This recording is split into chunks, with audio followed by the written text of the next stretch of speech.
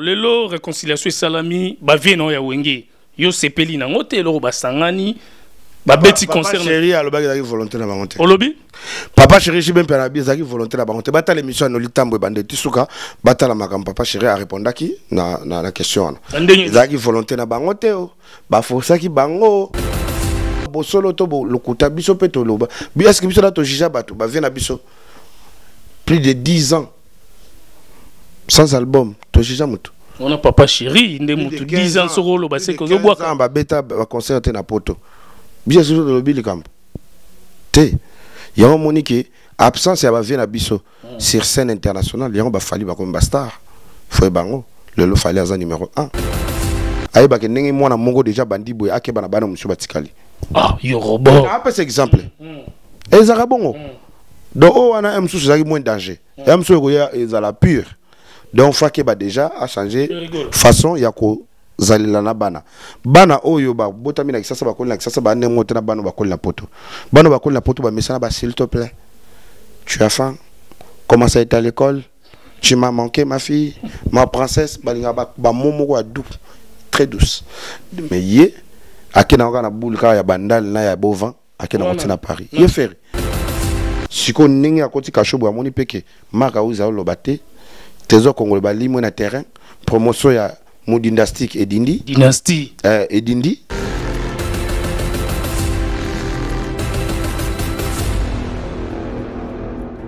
Parole du maître Adoros Congo TV ne tombera jamais. C'est pour des informations exceptionnelles. Parole de Kyrios Gujarati de trop. Rose Congo TV, votre chaîne. Adoros Congo TV.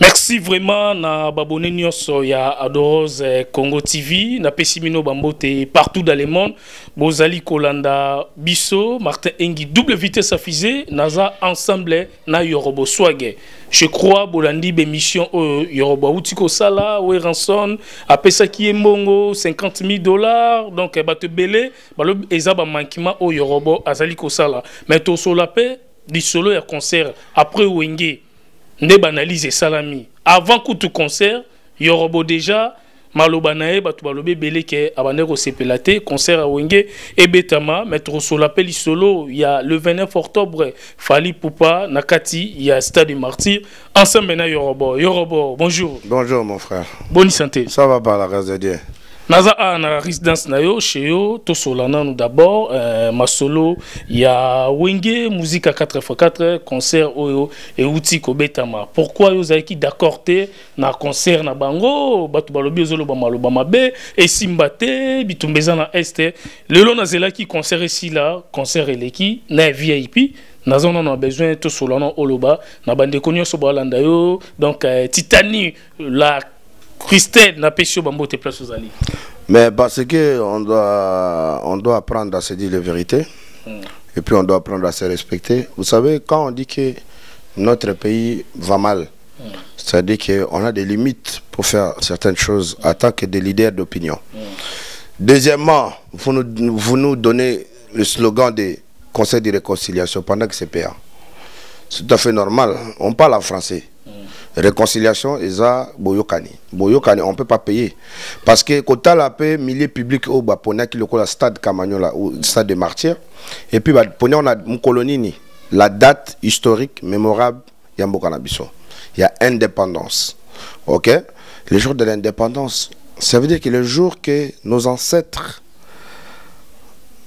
le jour que les héros comme Lumumba Patrice Emery aïe la tête haute, c'est-à-dire l'audace de oser à défier les Occidents pour la liberté d'un peuple qu'on est l'RDC.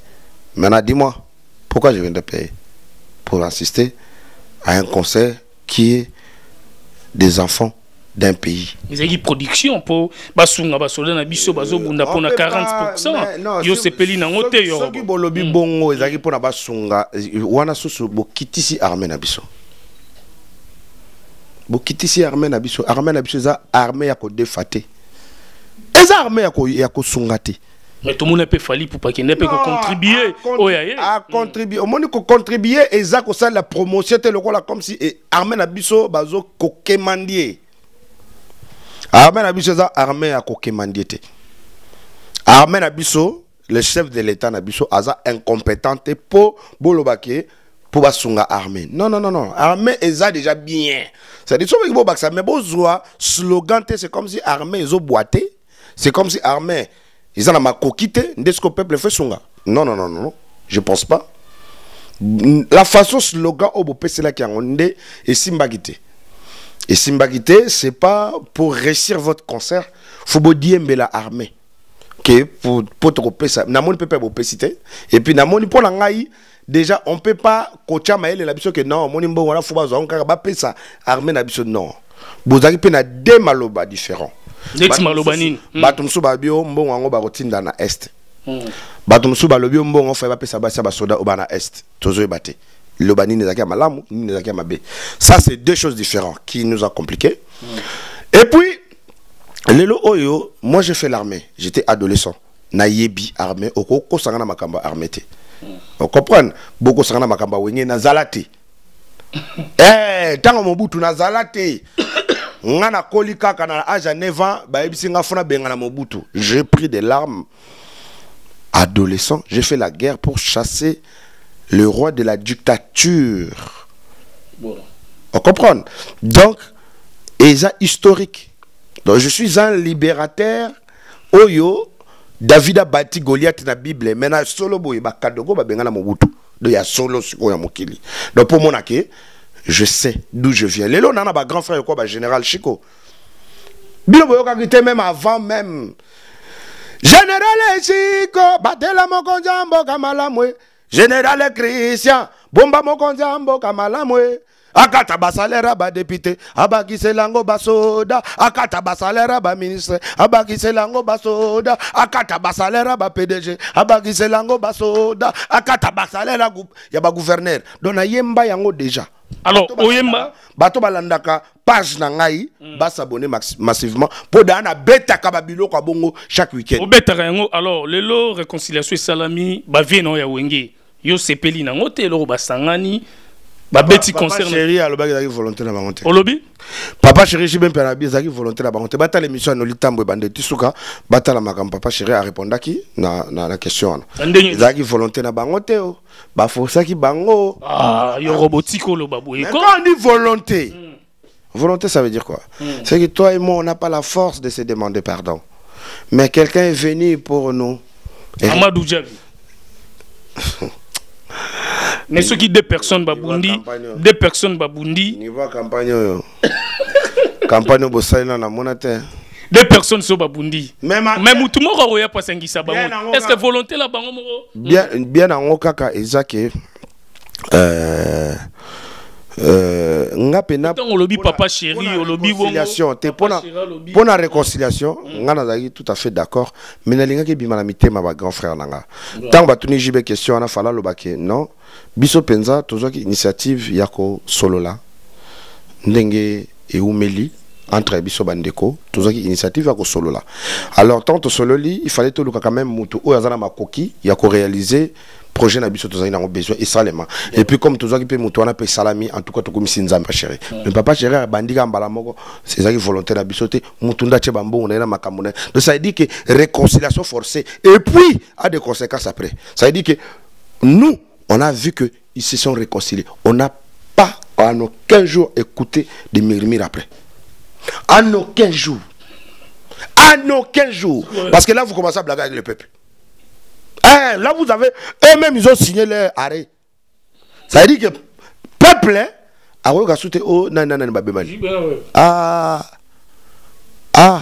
papa. Mais limité jibena oui, papa. Ezaki musique loyale. Fanatique ndé à comprendre raté problème en mentalité. Bavi bazak ngana mbala liboso. Pour basala ngo kala ezale kaka ndeni mona mai na ko sala accident nani yo ebit.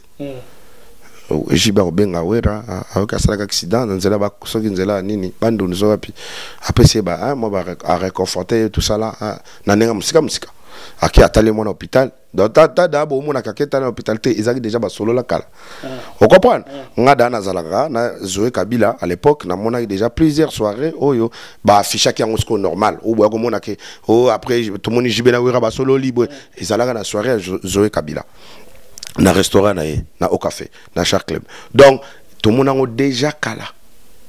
Alors tu as déjà que bah vient abisso baso na bango déjà mais concert et confirmer binongo pour na concert eza lelo te eza o mais concert est simbi quand même concert est tondi au stade wana 5000 francs $100 plein stade de tondarité ah yorobo tikolo babweko ba vie ba resepela te ba mono za mutema likunya tolo ba solo soyons réalistes stade de tondarité na place ne tondarité parce que basangani bango tout mais oyebi que Gentili Ngobila pa tonsa ki stade ava bango ya Gentili Ngobila kutu boko mais katé donc so bo côté la YouTube bo beti Gentili Ngobila bo beti pe ya Wenge rien à voir mais Wenge ba sombi ba billet ba yo kota ils ont fait l'été est-ce que bien kande ngwana parce que Gentili Ngobila ta na landela ba bio ba ndimi to bazo 5000 ka 5000 ba to bafuta ikola et uta pas Gentili peuple voilà Gentili voilà peuple à Gentili so ki 5000 5000 na mutusko na ba groupe na ba ekiri na ba ninde to ebite combien bazaki mais ka na mutu bobo 5000 ezalaki ka pona ok meeting ya Gentilio c'est lozoka yorobo swag ndenge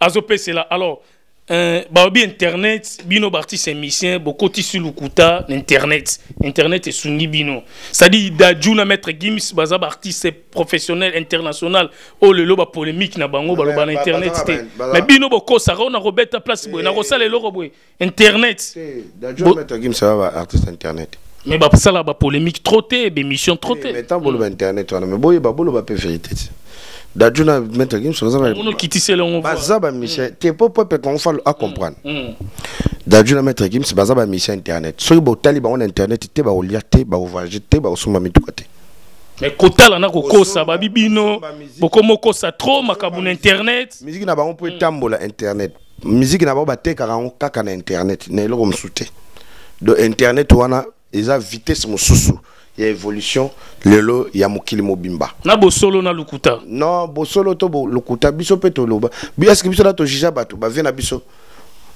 plus de 10 ans sans album to jija mutu on a papa chéri nde mutu 10 ans soko loba c'est que zo bois ba beta ba concert na poto biso so de lobili camp te ya monique absence ya ba vient na biso sur scène internationale ya ba fali ba comme star foi bango lelo fali aza numéro 1.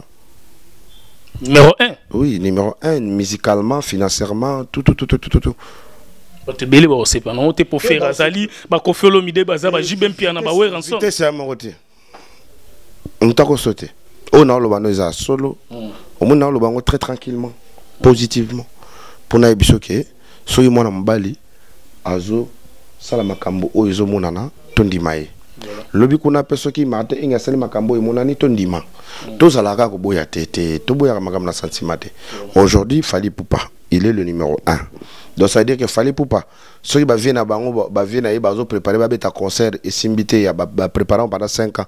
Na 5 ans on a fallu beta plus de na ne mo beta a déjà tourné na ils ont déjà plus de 20 concerts. Ce que mo beta fait 5 ans, ce que beta fait 10 ans et puis beta fait 15 ans.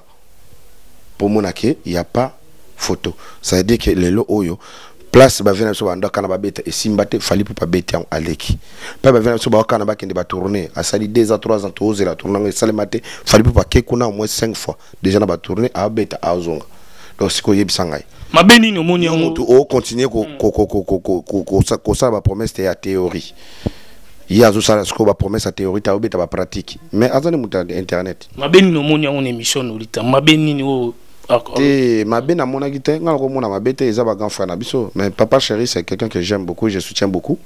Et puis na azamuto oyo azaka complexité. Mais l'autre place ça n'a pas si au moment où on le voit que les concerts, ils ont volonté Nabiso. Place voilà. Parce que je vois pas quelqu'un comme Amadou Djabi. Mais Amadou Djabi n'a pas la caméra, avec qui je vais l'embonter. On place Nyo sur Salami et bien quoi comédie. Amadou Djabi est qui en l'art. Et je vous dis, j'assume ce que je dis. Amadou Djabi, le producteur de Wenge, d'ensemble, après 25 ans, il n'a pas plus d'argent que Chibé Piana, ni Werason. Ou est-ce qu'on a bien français. pour ce qu'on a lingala te comme azani guinéen ah yoka na français yangwana aza 50% congolais 50% guinéen wana c'est le bino alors lelo oyo soki Amadou Djabel ki jibe na mbongo ça veut dire que jiba ko zo peka moto kwa Martin Engi abi producteur na biso stade yemo achele mbongo na sima azuka mbongo na yo a dépenser parce que ndenge ba vi balinga cop soki cop wana za kipina ke ya ndenge production po cop wana nako lelo te lobité boko changer ngango te na ko tsampe bato na mitute mais na ebike Amadou Djabi a produire le côté.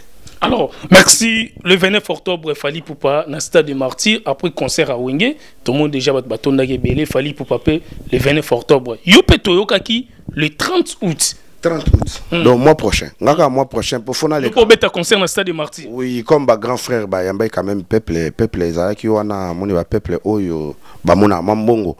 Biso peuple oyo zobenga peuple bazana mbongo te. Peuple oyo bateka mai. Peuple oyo bateka mikate, peuple oyo bateka fufuna balabala matembele, peuple oyo ba chayer ya ba courage, ya biso to benga to bi que peuple on a na l'arte, ya moni que to préféré to sepel sabango. Ndeti nga le 30 août nana ba invité belé ba Davido baroya. La stade de Martyr. Oui. Ba mona ndeti internet ezo kosa batu, ya moni papa Chéra lobi trop internet ezo sunga batu te, ozo annoncer que date no concert le 30 août. Ayoka que thérapeutique wana, no ka moi c'est le sika. Thérapeutique. Voilà, mais il y a des choses en réalité. Le 30 août, na buka. Ça veut dire que nga na beta. Attention, on a invité Fally Poupa, on a invité Davido, on a invité Sidiki Diabaté, Serge Beno. Attention, on a invité Bamassa Nangai, mais bah il concert il y a Yorobo, a invité Bamassa Nangai. C'est tout à fait normal. Concert il y a Fally Poupa, a quoi invité Bamassa Nangai, bah Dadju Bakoya, bah Maître Gims Bakoya, nga mokutu mutaliboso na fongola. Pour nga il faut n'avoir à veine. Et bon, on se bat tondité na concert aux Andes pour bolo ba le 29 octobre Fally Poupa Robuka stade ceux qui bat tondité na stade aux Andes on ndenge na takaki wenge ya koloba ke peuple azonyo kamazana mbongo te tozolia bien te tozolala bien te tozovivre bien te bocha concert au fele nga réseau kana côté la peuple ngwana parce que nga naza mo lobeli ya peuple na 2023 awa nazo kota na course politique pour na défendre peuple tant nazo biso que naza génération Didier Boudimbu autrement dit AVC parti nanga isa ba ventirte isa pena que génération habituée aux la génération moko ya promesse te ya ko réaliser. Nous voulons réaliser ce qu'on n'a pas pu réaliser pendant très longtemps. Aujourd'hui peuple wana ozaki mutako banga le peuple wana aza peuple a fongoli misu il a plus peur oyeko ya eya yango monique na ebisio ke stade na biso ponga na deux stade oyanga moko il y a le 30 août et puis stade a Fally Poupa ponga na le kava Fally Poupa désinfecter stade. Parce que stade on a stade de martyrs parce que il y a des gens qui sont enterrés là vivants. Ba martyrs yambo kana biso bakunda bango yomon pas ça ça comme stade de martyrs. Ba to ba ngote. Et ça place moko très très dangereux. Ko ça la ba ventirité. Très très dangereux spirituellement. Et comme melo place wana. Donc je dois désinfecter ça parce que moi je suis un cadogo libérateur. Faut na désinfecter donc date nanga ekoleka Fally aroya Aïbi déjà Jean-Dominique Okemba ya risasa anti-corruption Gilles Alengeti ya musique Yorobo Swag. Merci Yorobo Swag tozo kende déjà. Alors ba polémique sur le can internet, il y en a grand frère non Ranson ba te belé ba lobby au manqué Ranson le roi de la forêt au PSG 50 000 et le ba mitro ba tumsu ba CPLT ba bi wana grand mais au manqué misupe ba lobby ça dépend. C'est ka ko no musikate Martin Engi. Naza, je viens d'Inéo. Naza Mobola, mais Mobola pas ma pambate. Naza mutu oyo na nyokami kota la passé na ngai ona utanango. Nga na ina kisasa na ibolo balingala te. Nga na nyokami pembe nya papa na nga Laurent Désiré Kabila. Ngai na bundi naza parmi le premier kadogo oyo bazongi classe pour na kolak sa volonté ya accord ya Joseph Kabila na UNICEF depuis surtout za kwa ba martyr o pena lo akike ba masanga yo na bandi classe bolanda ngai balanda o baboya na bango kotanga lelo ba mo ba miyebi ba yebi ko komate ba yebi pe ko lobate dossier à Ranson na yo $50 000. C'est pour te dire quoi bio kosi ba makambo zo manqué c'est pour te dire quoi omuni ngane na zawa lelo bato o ngana yana ba ona kisasa Bazali, Bapela Bala, Joseph Kabila, 5 kadogo, Lokolanga, libérateur, Ana Lar Lelo, Bobanga Repo Anambon. lelo oyo nana ba vie nanga belé ba généraux ba filemo yav baza ba général tolo bano mamba we ranson tolo bano mamba we général Pierre le to kelon milai on a bisoka ke na ko ya teke et comme si na ko kemandier comme si na ko manquer de respect parce que nana nzala tout parce que le romori zangi na mutunanga tout parce que na komi fou o te bi we ranson na vie na yo papa mbongo na simba rango bato ba bulete ko kasa wera yo baza mutu moko boya mona kalarte nako bando laki so bala ba video ba mbongo oche oyo o mona o mitu yo moko mitu na est-ce que mbongo yo donc okima dossier $50,000 ya fiti na page Facebook nanga ba mona ke na simba kala dossier $50,000 ko kimanga te yo dossier $50,000 eza nini nelinga grand frère nanga wera son mingi voilà Aza grand frère oyo amati sanga na concert à 3 jours il y a réconciliation il y a solo oyo mitema o ba futa bangote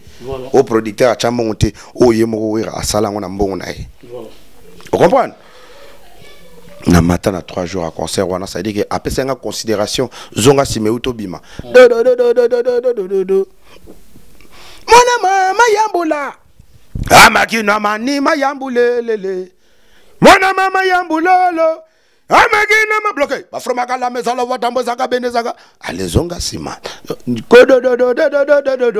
donc nzembo cartonné ils ont cartonné via habiter faux besoin ana succès et puis na betango na mwana nga mapipo concert ali boso ya mapipo na vina beta na pullman vous comprenez après problème les amis ils ont manqué vieux na beta yango ça veut dire que vieux considération ndo pianga yango nde tinda ki ngape na luka na ndenge nanga na ko senga vi apambolanga à travers featuring featuring oyo na ko senga gratuité na boy mbongo na yo fa pesa exaucer na Gladi na mama Sylvie et bima pour rien ngamo na mbongo nanga e grand frère pambolanga tout ça la featuring tout ça la clip amunene lia lar na yo yango yo salisa ngai ce qui grand frère n'a pas pris en considération mais tout est le solon leloté mais sauf que c'est quelque chose maté et qui n'a pas promesse qui n'a pas promesse qui n'a pas promesse comme il a pas promesse ole mutu azana mbonga promettre mutu alinga yemba mais mutu alinga yemba ndako mo promettre mutu peki mbongo et comme vice versa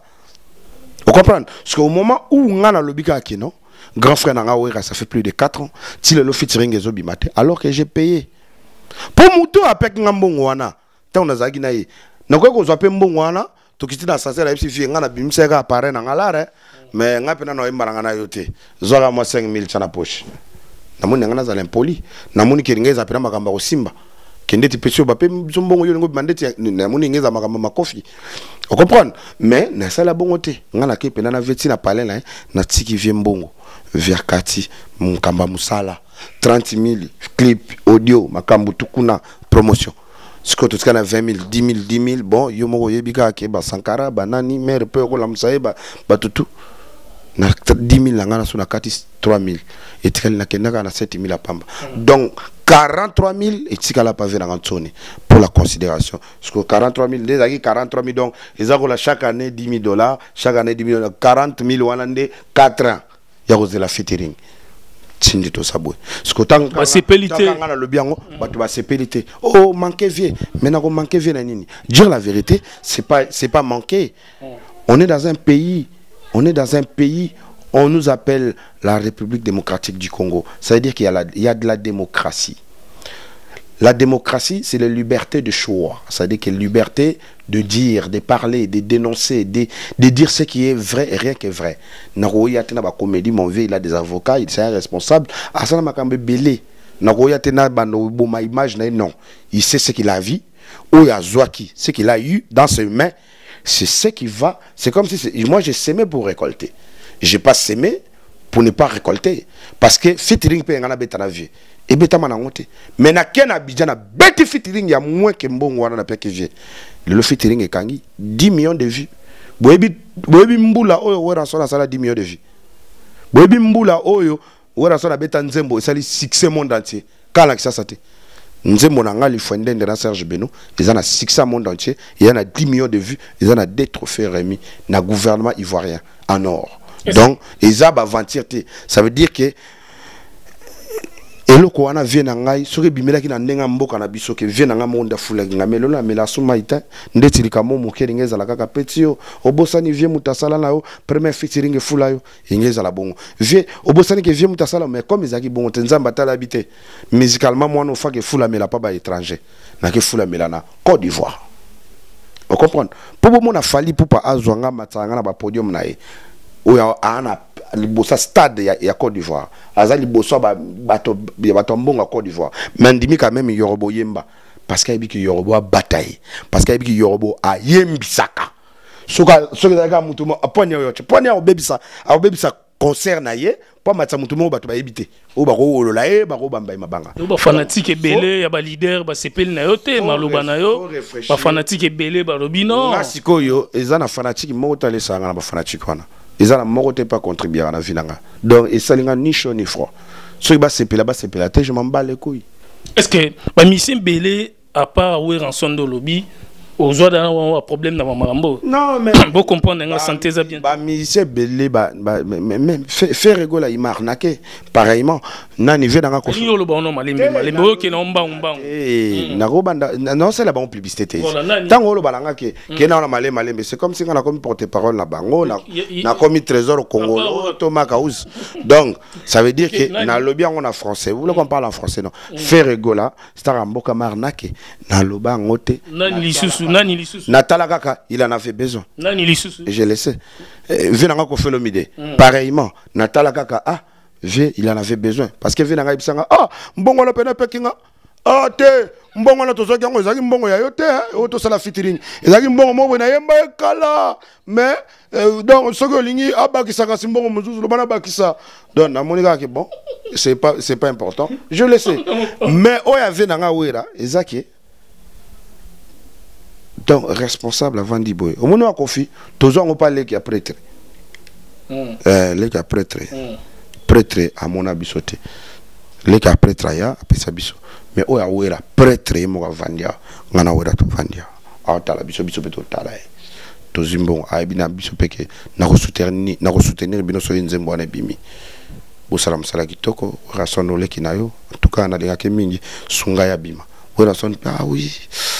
Nankatra déjà bané belé oui binga dans ambassadeur de la paix oui na boé tchazo lo bana vieux ko ka lingala te fait na interprétant sur le français donc et ça les ma bon mais ti lelo mutanga pesa mbonga monanga loko escroc na yela e moto poto benda mbongo et puis to benda na biso projet bimate qui escroc c'est vrai c'est moi ngam na bima escroc pas pareil nanga ngam na yo ka soni pas pareil pour ngam to na ebiteke ngam na betele lisolo ngam na kotina makam ngam na zuye mbongo pour na kine sa featuring na wera voilà donc comprendre voilà ko ba ko juger et puis na lobby que moi j'ai pas insulté Werason ba to fo ba fanatique na ye na ba détracteur na ye na ba maniaque na ye fo ba zela ba mona Yoruba fingi Werason voilà so Yoruba fingi Werason te Yoruba tongi Werason te Yoruba lobby ka ke vie mbongo featuring si siko featuring e bimate est-ce que na fingi to na lobby ka bo solo na rappeler.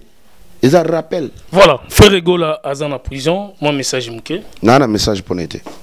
Pour n'être. Non, un message pour n'être. Non, c'est un justice, c'est ça, mon salon. Non, un message pour n'être. C'est mon amboka.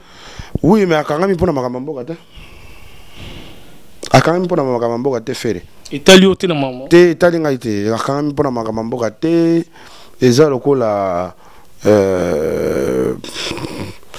En fait, nakokota le kambwana sur les agi makambwa musique. Non, parce que je suis un artiste. Je suis tout par rapport à la musique, il dans le bano, oui, à cause de la musique, oui, j'ai un mot à dire. Nakokota le kambwa famille, nakokota te. Ça veut dire qu'il y a une bananae, aïe bake n'engue moi na mongo déjà bandi boy, ake banabana monsieur batikali. Ah, Yoruba. Ah, pas cet exemple. Et Zarabongo. Donc, on a un souci moins de danger. Et un souci est à la pure. Donc Fake ba déjà a changé façon ya ko zalila na bana oyo ba botami na kisasa ba kolina kisasa ba nemote na bana ba kolina poto ba mesana ba s'il te plaît tu as faim, comment ça est à l'école, tu m'as manqué ma fille, ma princesse balinga ba momo ko doux très douce mais yé akena ngana boule ka ya bandal na ya bovan akena na Paris yé faire ya omoni ke sala ki bien te siko ningi akoti kashobo ya moni peke maka uza lobate Trésor Congolais bali mo na terrain promotion ya mon dynastique et Dindi. Dynastie. Et Dindi. Donc, et ça, penza makamba bien. Alors, il y a un aïbisa qui est mon grand frère. Tu étais entouré par des bourriques. Et aujourd'hui, j'espère que tu as compris que tu étais entouré par des bourriques mentales, par des maniaques, par des dindimés. Ok? Donc, quand tu vas ressortir des centres et des pénitentiaires européennes, ça veut dire que yeba yango utalipena bobi non. Pour avant le baku tu ne connais moko propre peut-être tata moko maman moko alobi yango. Que faire doit changer son entourage. Botala ki émission ti. L'émission ni que nyama wana o asali. Migenyema. Nyama wana asali na. Nyama te migenyema. Nyama. Na yebi comme on était. On comprend. Donc otala ki yango. Alobaki ndekona leka kuna alobaki yango. Donc c'est pour dire que c'est la vérité.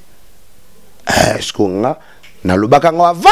Voilà, merci mesdames et messieurs, merci vraiment na Adorose Congo TV, merci Nabino Nostu, Bozolanda Martin Engi, double vitesse affisée, Titani la Christelle, na Pesiombo te place aux Ali, merci na Junior Langue para-américain, merci na Ladim Fumu, Mokonza Loste, Motema ya Mama Arlette Fumu, merci pe na Fabiola Madidi Nakati, ya Belgique. Alors, Tokomi Nasuka, na lingi juste mon numéro de téléphone. Mais autour de ma cambo, il y a des criminels. Oh, il y a des criminels. Ma pipo, à émission mi gagné ma pipo. Ah, ok. Nangi juste, on peut s'appeler message pour nous. Ils ont une mission, il y a mi gagné ma pipo. En tout cas, c'est très méchant de voir un enfant que j'ai fabriqué, un enfant que j'ai nourri, un enfant que j'ai eu de la peine de chercher à manger pour qu'il mange, pour qu'il survive. Pendant que il n'y a mal qui lui a réussi. Mi gagné ma. Oui.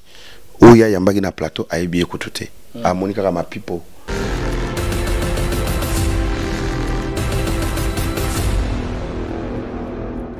Parole du maître, Adoros Congo TV ne tombera jamais. C'est pour des informations exceptionnelles. Parole de Kyrios Gujarati, de troupes. Rose Congo TV, votre chaîne. Adoros Congo TV,